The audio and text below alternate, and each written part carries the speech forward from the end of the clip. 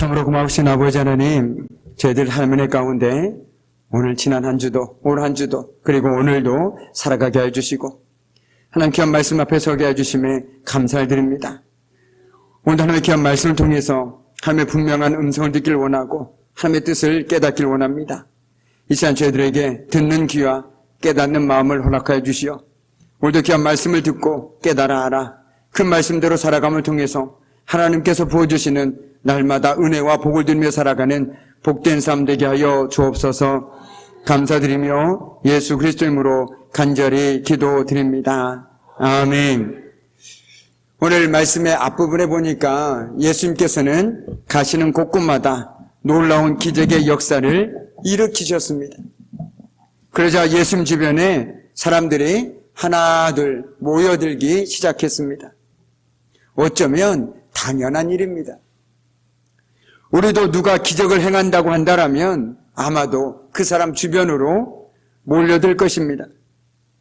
이처럼 기적이 일어나는 곳에는 사람들이 몰려들 수밖에 없는 것이겠죠. 그런데 우리는 더 이상 기적만을 쫓아가는 삶이 아니라 저와 여러분의 삶 가운데 기적이 드러나는 삶 살기를 간절히 소망합니다. 아멘. 오늘 18절 말씀을 보면 무리들이 예수님을 애워쌌다라고 성경은 기록하고 있습니다. 예수님 주변에 몰려든 사람들이 많아 겹겹이 애워싼 것이죠. 그러나 예수님은 건너편으로 떠나려고 하십니다. 그들이 원했던 것은 그저 병고침과 이적뿐이었습니다. 복음서를 보면 예수님은 늘 자신이 사람들의 이목을 끄는 것을 경계하셨습니다. 오늘 말씀에서도 몰려드는 사람들을 피해 갈릴리 바다 건너편으로 가자라고 말씀하셨습니다. 그런데 그때 한 서기관이 예수님 앞에 나와서 이렇게 말을 합니다. 19절 말씀입니다. 한 서기관이 나와 예수께 아뢰되 선생님이여 어디로 가시든지 저는 따르리이다. 아멘. 한 서기관이 예수님 앞에 와서 이렇게 얘기하고 있다는 것이죠. 저는 예수님을 따르겠습니다 라고 말이죠. 그는 지금 예수님의 제자가 되고 싶다라고 말하고 있는 것입니다. 잘한 결정이죠. 그런데 우리는 오늘 이 부분을 조금 더 주목해 볼 필요가 있습니다. 예수님을 따르겠다, 제자가 되겠다, 그다지 이상할 것이 없는 이 부분을 우리는 왜 주목해야 할까요? 그것은 바로 그가 서기관이기 때문입니다. 서기관은 그 당시에 율법을 연구하고 해석하는 일을 맡았습니다. 그래서 서기관들은 율법의 근거에서 어떤 것이 옳은지 그른지 판단하는 역할을 하기도 했습니다. 이들은 종교적으로 대부분 바리새인들이었습니다. 그들은 백성들로부터 랍비라는 칭호로 불리면서 존경을 한 몸에 받은 사람들입니다. 그들은 40세 이상으로 충분한 학식과 덕을 겸비한 사람이어야만 서기관이 될 수 있었습니다. 그는 그렇게 랍비라고 불리면서 제자를 가르치는 사람이었습니다. 성경에 보면 당시 서기관들은 잔치의 윗자리와 회당의 높은 자리와 시장에서 문안받는 것과 사람에게 랍비라 칭함받는 것을 좋아한다라고 성경은 이야기하고 있습니다. 그들은 어디를 가든지 백성들로부터 어른으로서 또는 선생으로서 존경과 대우를 받았습니다. 그리고 잔치에 가거나 회당에 가면 늘 상석에 귀빈석에 앉은 사람들이 바로 서기관이었다라는 것이죠. 그런데 그런 서기관이 갑자기 예수님의 제자가 되겠다고 나선 것입니다. 여러분 이해가 되십니까? 그런데 그는 왜 예수님의 제자가 되겠다고 말하고 있는 것일까요?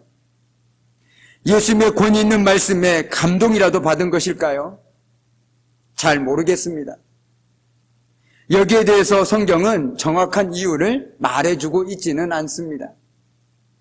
그리고 그가 그의 요청대로 실제로 예수님의 제자가 되었는지도 알려주지 않습니다.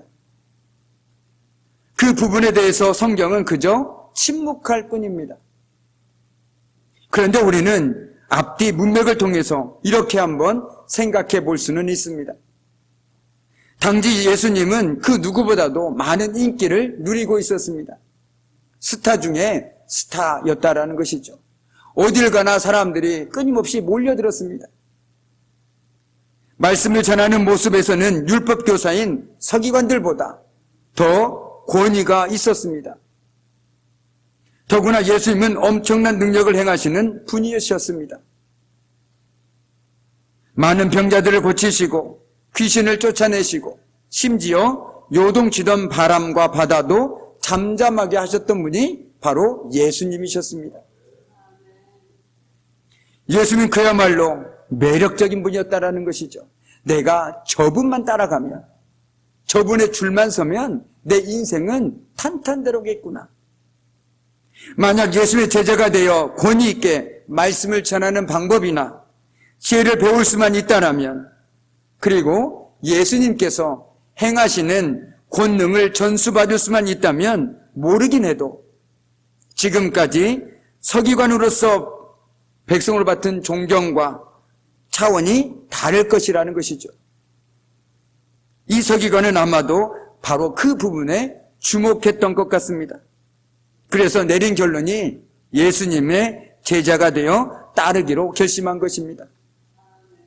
바꿔 얘기한다면 예수님을 존경해서 정말 그분의 제자가 되고 싶어서가 아니라 예수님을 이용해서 조금 더 높은 자리로 올라가려고 하는 그 마음이 그 서기관의 마음속에 있었다라는 것이죠. 그런데 예수님께서는 그를 돌려보내셨습니다. 예수님은 치유와 권능을 보고 의뢰 거기에 맞는 부귀와 권세가 있을 것이라고 생각한다면 실망하게 될 것입니다. 그런 그를 향해 예수님께서는 된다, 안 된다 말씀하신 것이 아니라 오히려 동문서답을 합니다. 제가 예수님의 제자가 되겠습니다라고 예수님 앞에 나온 서기관에게 오히려 이렇게 얘기합니다. 여우도 굴이 있고 공중의 새도 거처가 있지만 나는 머리 들 곳 하나 없다라고 말이죠. 엉뚱한 대답입니다. 나는 제자가 되고 싶다고 얘기하는데 너는 된다, 안 된다 이렇게 얘기해 주는 것이 일반적인 대답인데 예수님께서는 그렇게 말씀하지 않으셨습니다. 여우도 굴이 있고 공중의 새도 거처가 있지만 나는 머리 둘 곳 하나 없다라고 대답하셨다라는 것이죠. 즉 내 제자가 된다 해도 세상에서 얻는 것이 하나도 없을 것이다 라고 말씀해주고 있는 것입니다. 사람들은 나를 보고 환호하고 이렇게 많은 사람에게 애워싸여 있지만 정작 나에게는 머리 둘 만한 누추한 집 한 채 조차 없다. 내 제자가 되는 길도 그와 같다. 참으로 김새는 말씀이고 낙담시켜서 돌아가게 할 만한 말씀입니다. 그런데도 정말로 나를 따를 수 있겠느냐라고 예수님께서는 오히려 반문하고 있는 것이죠. 이는 그의 의중을 간파하신 예수님께서 서기관에게 날리신 돌직구입니다. 그런데 오늘 주님께서는 우리에게도 동일하게 말씀하십니다. 나를 믿는다는 것은 영광의 길이 아니라 십자가의 길이다.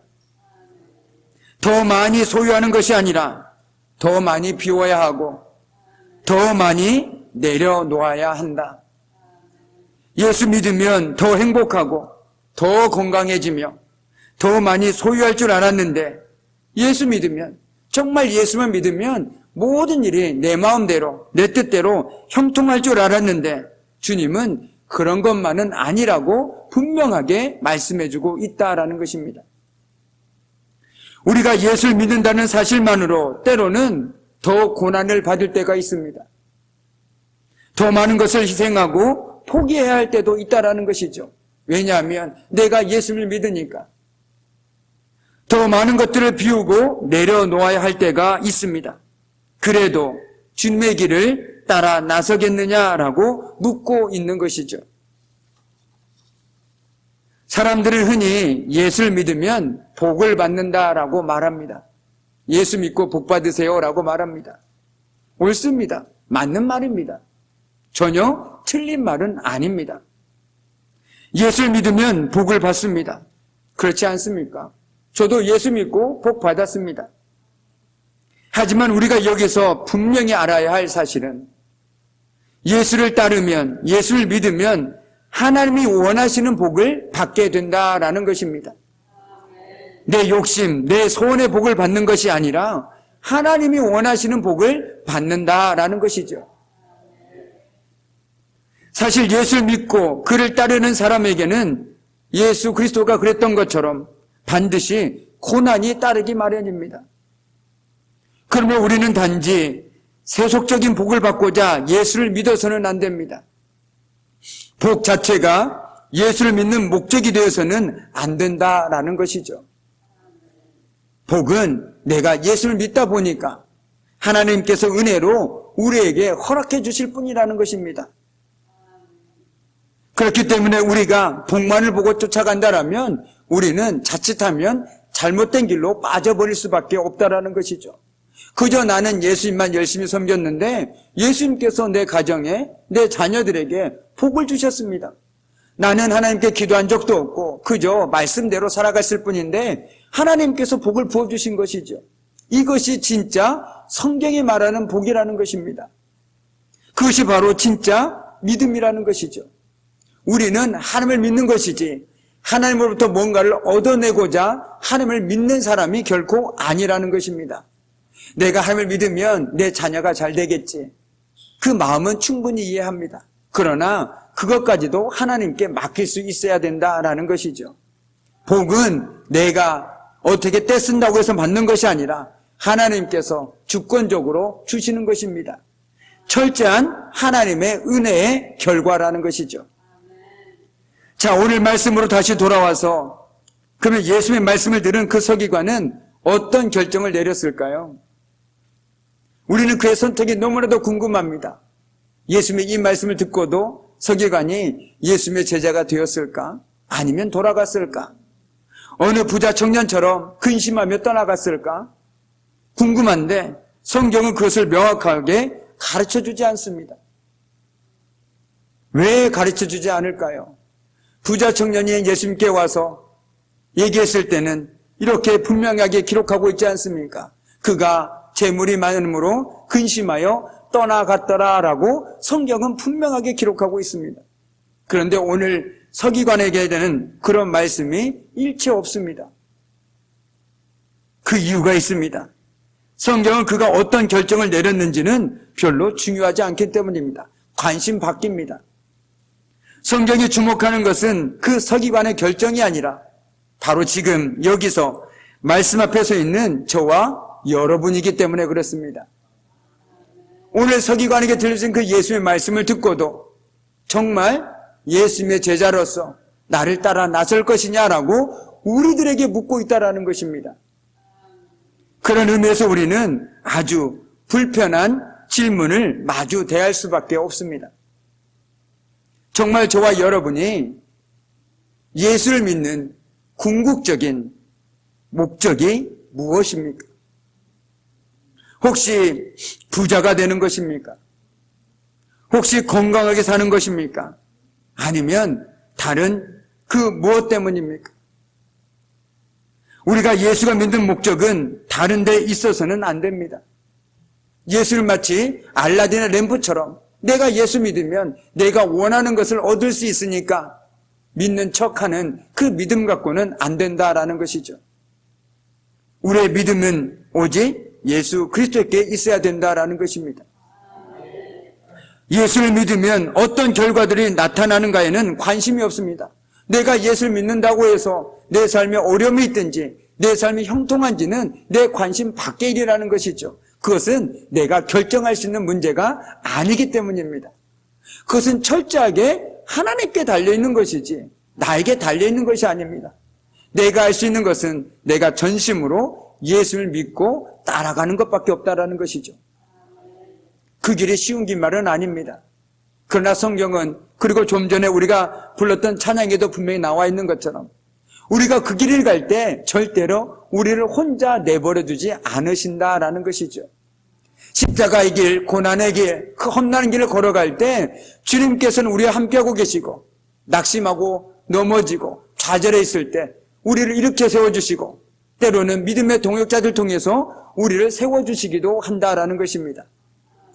그런 순간들 통해서 우리는 정말 하나님은 살아계시는 분이시구나, 정말 하나님은 나와 함께 하시는 분이시구나 라는 것들을 믿음으로 고백하면서 진짜 그분만을 붙들고 살아가게 된다라는 것이죠. 자, 여기 나무가 한 그루 있습니다. 나무가 있는데 많은 사람들이 대부분 가지를 잡고 흔듭니다. 그런데 정말 중요한 건 뭡니까? 나무의 생명을 주관하는 건 어디입니까? 나무의 뿌리입니다. 가지는 아무리 꺾어도 나무가 죽지 않습니다. 그런데 우리는 신앙생활 한다고 하면서 자꾸 가지만 잡고 흔든다라는 것이죠. 하나님 이거 주세요라고 얘기한다라는 것입니다. 우리 신앙의 몸통, 몸체는 누구입니까? 바로 예수 그리스도라는 것이죠. 내가 예수를 붙잡고 살아가면 마치 사과나무에 사과가 열리는 것처럼 내가 예수님께 속하여 살아가면 하나님께서 그에 합당한 열매들을 맺게 해주신다라는 것이죠. 그게 흔히 우리가 얘기하는 복이라는 것입니다. 나는 그저 예수님을 끌어안고 예수의 말씀대로 살아갔더니 그 열매들은 예수님께서 맺게 해주신 거라는 것입니다. 그런데 자꾸만 내가 맺으려고 하다 보니까 편법을 쓰고 하나님을 두려워하지 않고 내 마음대로 신앙생활하는 그런 어리석음을 범하게 된다는 것이죠. 내가 아플 수도 있습니다. 경제적인 어려움을 부딪힐 수도 있습니다. 그런데 더 중요한 건 그 순간에 내가 하나님을 안고 살아가고 있느냐, 아니면 내 병에만 집착하여 살아가고 있느냐, 이것은 너무나도 중요한 것입니다. 정말 내가 그 상황 가운데서도 하나님의 살아계심을 경험하며 살아갈 수 있다면 차라리 육신의 연약함이 그 사람에게는 훨씬 더 복이라는 것이죠. 그렇지 않겠습니까? 그런데 건강하면서 하나님을 잊고 살아가는 사람보다는 육신에 연약할지라도 어떠한 상황 속에서도 하나님을 붙들고 살아가는 사람이 훨씬 더 복된 인생이라는 것입니다. 왜요? 그 사람은 늘 고백하거든요. 난 하나님 없이는 못 삽니다. 하나님이 나 지켜주지 않으면 전 아무것도 할 수가 없습니다. 하나님께서 채워주지 않으시면 전 아무것도 할 수가 없습니다. 어떻게 그 사람에게 하나님을 의지하지 않고 살아갈 수가 있겠습니까? 여러분도 어린아이들 한번 보십시오. 정말 어떨 때는 지겨울 정도로 부모님을 졸졸졸졸 쫓아다닙니다. 왜 그렇습니까? 부모님을 쫓아다녀야만 안심이 되고 부모님을 쫓아다녀야만 자기가 원하는 것을 얻을 수 있는 것을 알기 때문입니다. 그런데 그 어린아이가 다른 길로 가보십시오. 어떻게 되겠습니까? 우리도 마찬가지라는 것이죠. 우리의 영적인 부모가 되는 하나님만을 쫓아서 살아가는 삶을 살아야 되지, 물질을 쫓아 살아가거나 세상의 성공 쫓아 살아가다 보면 어느새 저 멀리 하나님과 떨어져 살아가는 영적인 미아가 되어버리고 만다라는 것입니다. 그런데요, 영적인 미아가 되면 어떻습니까? 라고 말하는 분이 있을지도 모르겠습니다. 그런데 제가 새벽마다 전도서를 묵상하면서 제게 가장 크게 와닿는 것은 참으로 더덥다라는 것입니다. 참으로 무의미하다라는 것입니다. 저도 10년 넘게 사회생활 하다 보니까 정말 나름대로 열심히 살았고 그 누구보다 돈도 벌고 싶어서 열심히도 살고 했지만 시간이 지나고 나니 정말 내가 바람을 잡으려는 것 같은 삶을 살았구나, 정말 허무하구나, 더덥구나라는 것들을 정말 저는 뼈저리게 경험하게 됐습니다. 그래서 하나님 없는 인생이 얼마나 허무하고 더덥는지 저도 그 누구 못지않게 잘 알고 있습니다. 그렇기 때문에 오늘 우리가 무엇보다도 정말 하나님을 쫓아가는 인생, 그 인생의 됨을 통해서 내가 가진 것에 너무 연연하지 않고 정말 내가 오히려 그 순간에도 하나님을 붙잡고 있느냐가 우리에게 더 중요한 것 아니겠습니까? 바라기는 오늘도 이 시간에도 코로나19의 그 두려움 속에서도 하나님 말씀을 사모하고 은혜를 사모함으로 이 자리에 나오신 우리 귀한 믿음의 권속들 위해 오늘도 하나님께서 크신 은혜로 채워주시길 원합니다. 그리고 정말 어떤 상황들 속에서도 내가 하나님을 붙들고 살아가는 인생이 복된 삶이고 하나님께서 여전히 우리 삶 가운데 함께하고 계심을 믿음으로 고백할 수 있는 인생이 되었으면 좋겠습니다. 조금 전 우리 장로님께서 기도하신 것처럼 코로나는 두려워할 존재가 아닙니다. 우리가 극복해야 할 것이지 우리가 두려워할 존재는 결코 아니라는 것이죠. 그런데 우리가 하나님보다 코로나를 두려워하게 되면 어떻게 됩니까? 자꾸만 코로나의 노예로 살아갈 수밖에 없다라는 것이죠. 제가 조심하지 말자라는 얘기를 하고 있는 것은 결코 아닙니다. 우리가 기본적으로 지켜야 할 것들, 방역수칙들은 잘 지켜야 합니다. 그러나 그것들로 인해서 내가 자꾸만 하나님으로 멀어지고 있다면 정말 나는 하나님을 두려워하며 살아가고 있는지, 내가 무엇을 두려워하며 살아가고 있는지 한번 스스로 되돌아봐야 된다라는 것이죠. 저와 여러분도 코로나가 두렵지 않겠습니까? 그러나 그럼에도 불구하고 우리는 기본적으로 방역수칙을 잘 지키면서 이 자리에 나와서 오늘도 하나님의 귀한 말씀을 듣고 또한 하나님의 은혜를 사모하고 살아가는 것 아니겠습니까? 바로 그것에 있다라는 것이죠. 우리의 믿음의 목적은 다른 것에 있지 않습니다. 오직 한 분, 예수 그리스도밖에 없다라는 것이죠. 그분이면 충분합니다. 그분은 모든 것을 하실 수 있는 분이신데, 내 삶을 모든 것을 인도하시고 지금까지 지켜주신 분이신데, 지금 잠깐 눈앞에 사소한 것들에 그것들로 인해서 그분을 놓쳐버리고 여기에 정신을 팔고 산다라면 얼마나 안타깝겠습니까? 얼마나 어리석은 인생이겠습니까? 그래서일까요? 성경은 하나님이 없다고 얘기하는 사람을 어리석은 사람, 바보 같은 사람이라고 얘기하고 있습니다. 바로 눈앞에 있는 것들만 바라보고 살아가기 때문입니다. 그러나 우리는 눈앞에 것만 바라보고 살아가는 인생이 아니라 조금 더 멀리 바라보고 믿음으로 바라보고 살아가는 인생이라는 것이죠. 그렇기 때문에 지금 당장 눈앞에 어려움으로 인해서 힘들 수도 있지만 그 상황 가운데서도 하나님께서 역사하실 것을 기다리면서 살아갈 수 있는 것이 바로 저와 여러분 아니겠습니까? 그런 의미에서 저와 여러분이 모든 음식에는 맛이 있어야 되는 것이죠.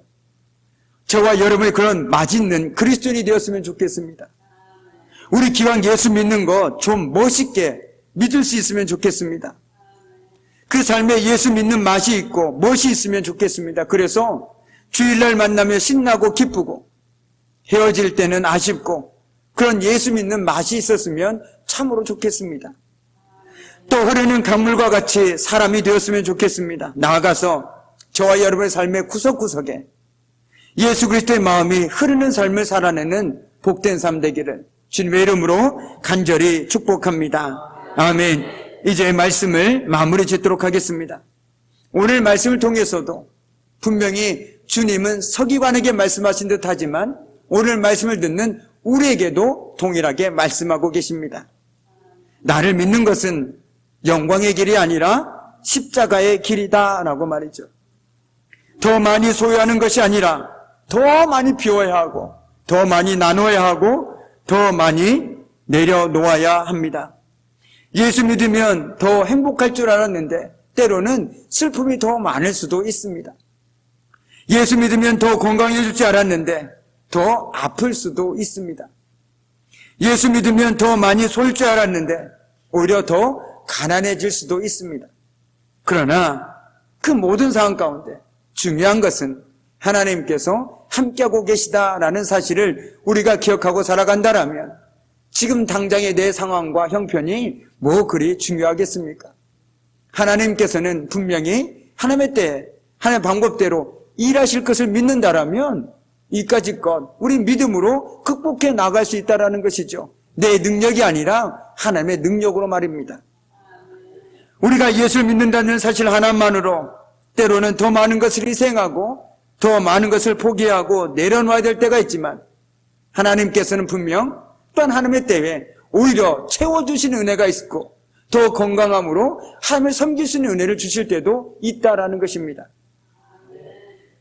이처럼 우리가 어떤 상황 속에서도 상황을 보지 말고 우리 주님을 믿고 신뢰함으로 주님의 길을 따라 나서는 저와 여러분의 복된 믿음의 삶 되기를 주님의 이름으로 간절히 축복합니다. 아멘. 기도하겠습니다. 참으로 고마우신 아버지 하나님, 오늘 서기관을 통해서 우리 예수님께서는 우리에게 분명하게 말씀해 주셨습니다. 우리에게 예수님을 믿는 목적이 무엇인지 다시 한번 생각하게 하셨습니다.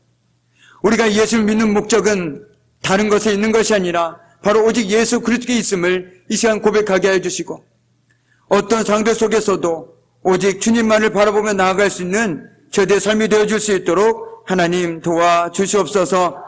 감사드리며 예수 그리스도의 이름으로 간절히 기도드립니다. 아멘.